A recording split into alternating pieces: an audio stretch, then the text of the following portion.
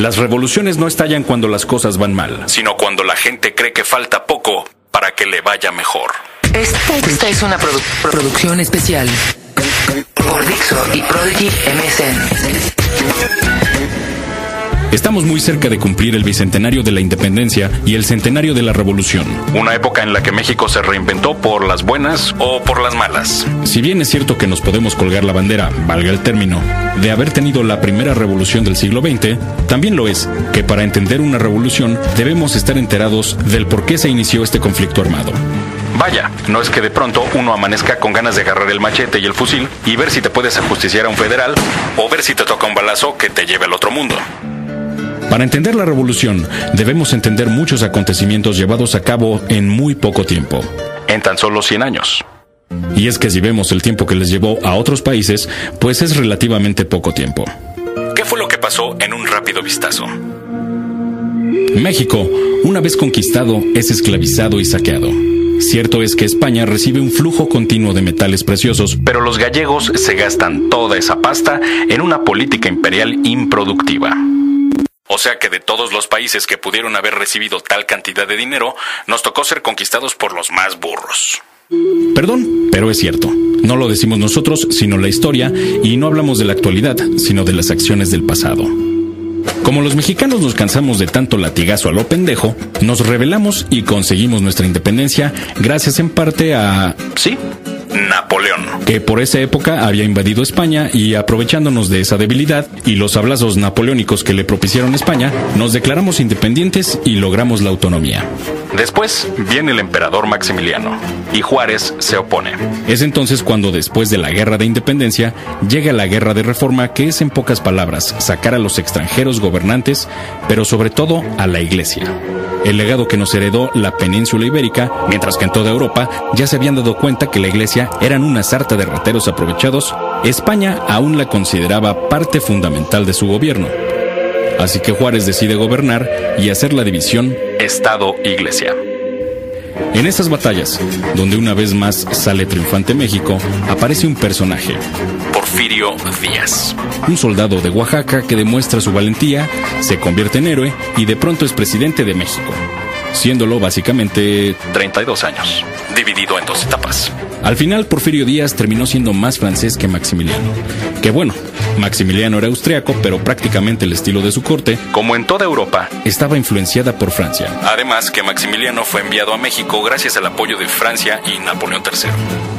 Como decíamos, Porfirio Díaz se quedó en el poder. Cierto es que trajo la modernización a México, pero igual que Pedro el Grande en Rusia y Guillermo I de Prusia, el precio fue muy grande, pues las clases sociales se distanciaron y se creó pobreza para levantar ferrocarriles, instituciones y las construcciones que respaldarían el nombre dado a México de la ciudad de los palacios. ¿Y dónde entra la Revolución Gloriosa? Ah, bueno, esa es de Inglaterra. Pero, ¿dónde entra la Revolución Mexicana?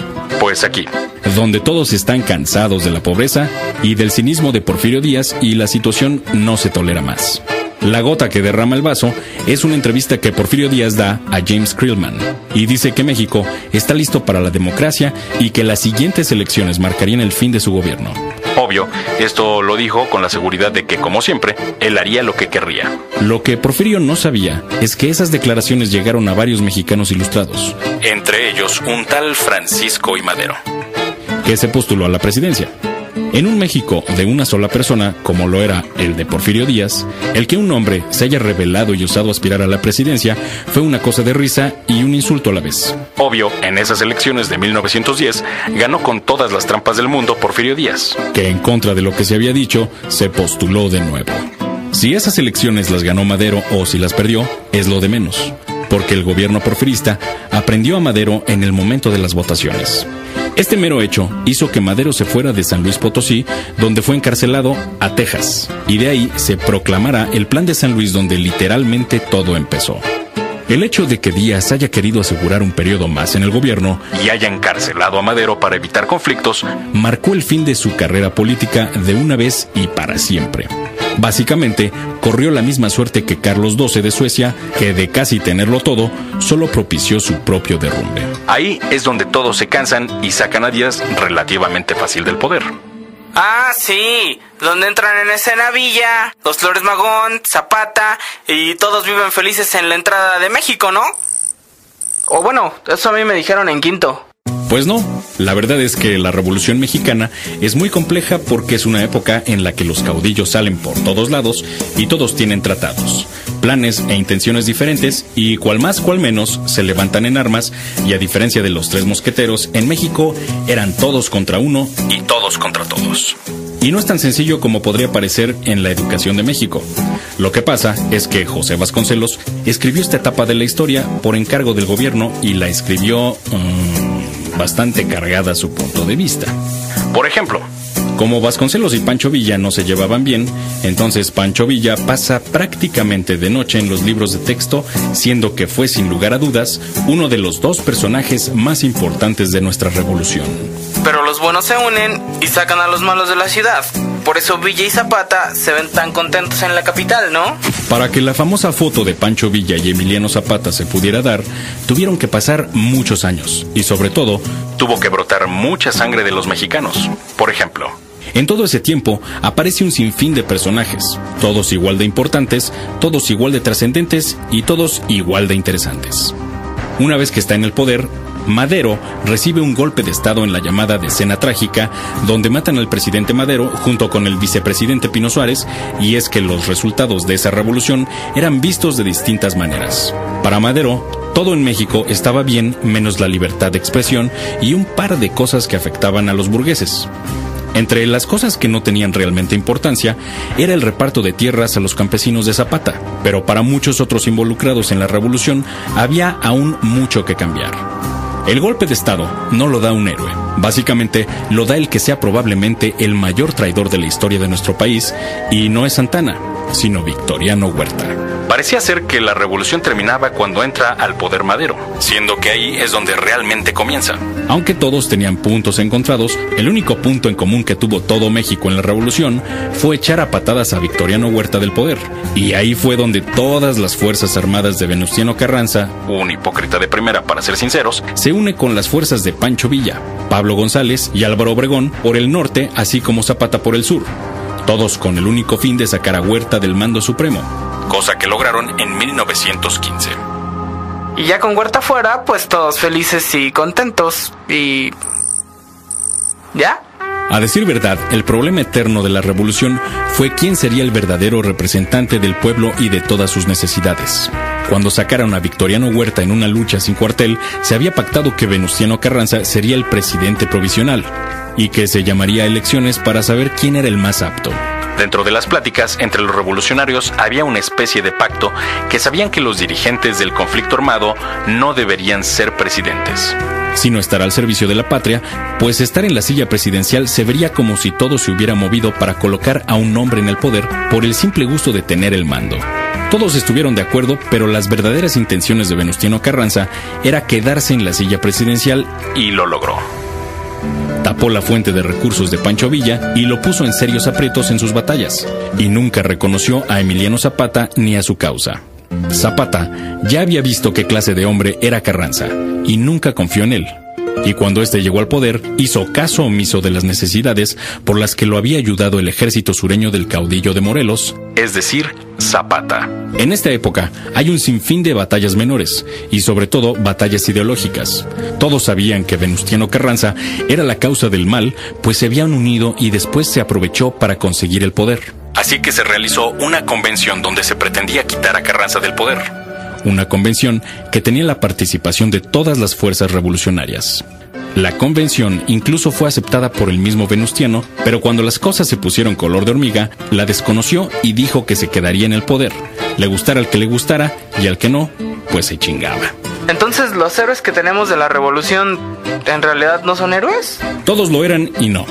Los únicos caudillos que tenían buenas intenciones, como las de ayudar al pueblo sin recibir la presidencia a cambio, fueron Pancho Villa y, sin lugar a dudas, Emiliano Zapata, el personaje más noble y sincero de la revolución.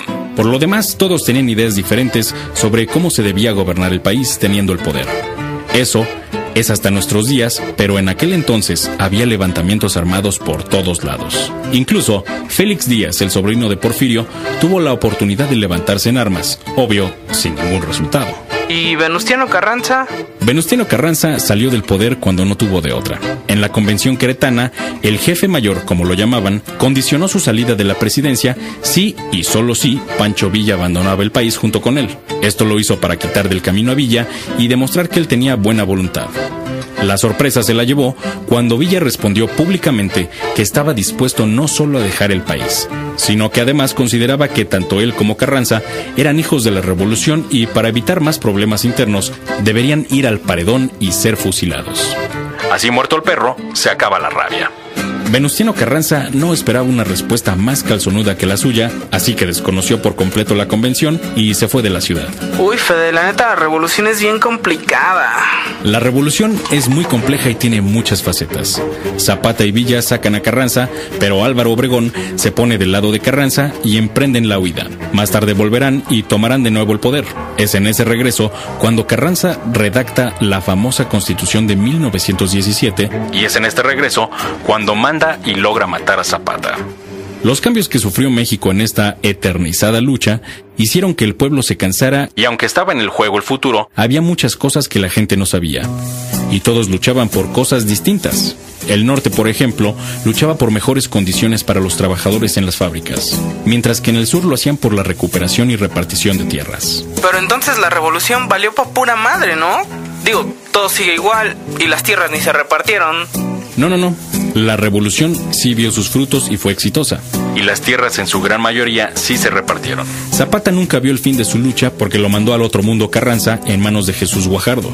Pero gran parte de las tierras se entregaron a los combatientes y viudas de la revolución gracias a otro héroe real de México, Lázaro Cárdenas.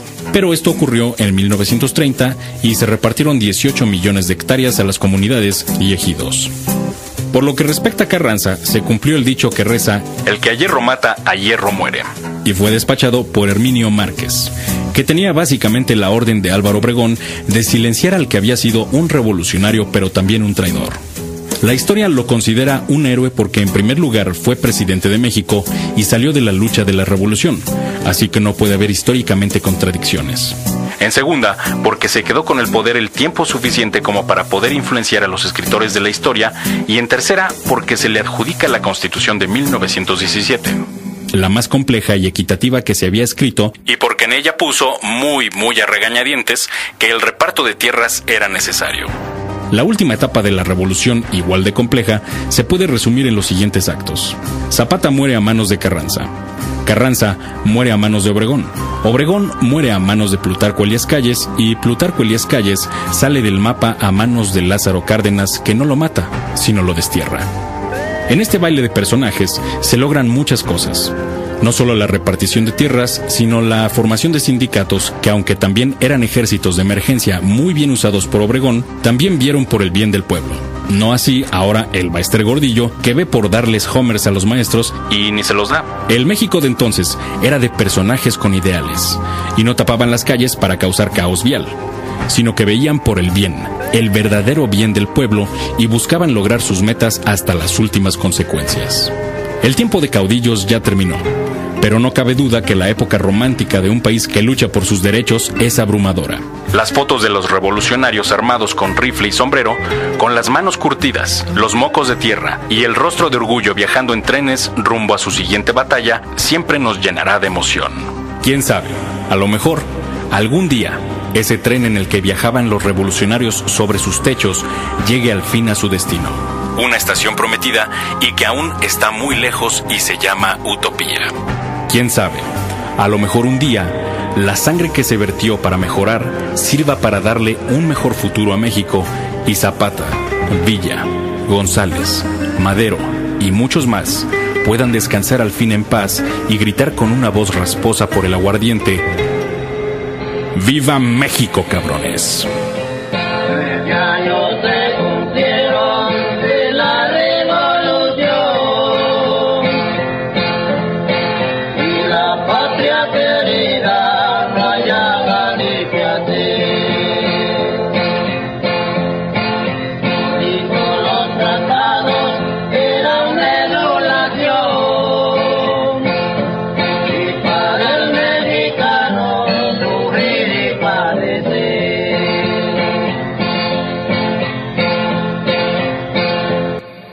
Las revoluciones no estallan cuando las cosas van mal, sino cuando la gente cree que falta poco para que le vaya mejor. Y sobre todo, cuando se encuentra un motivo para la revuelta. Dietrich Schwanitz.